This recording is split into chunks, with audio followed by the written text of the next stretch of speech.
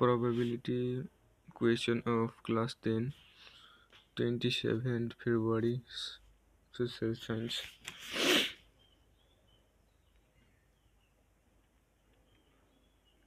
Lord কাৰ্জনে কিহৰ সুবিধাৰ কাৰণে বংগ পৰিসৰ আয়তন সৰু কৰাৰ যুক্তি দিছিল আৰু তেওঁৰ ইয়াৰ অন্তৰ্নিহিত উদ্দেশ্যটো কি আছিল?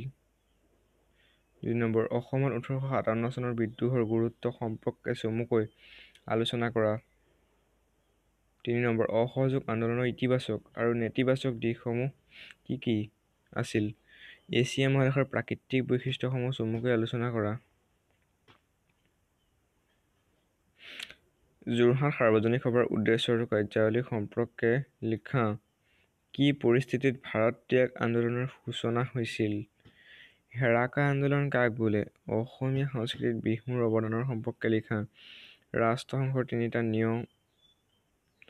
নীতি আৰু পঞ্চবাৰ্ষিক পৰিকল্পনাৰ তিনিটা মুখ্য উদ্দেশ্য লিখা। স্বদেশী আন্দোলনৰ তিনিটা উল্লেখনীয় ফলাফলৰ সম্পৰ্কে লিখা।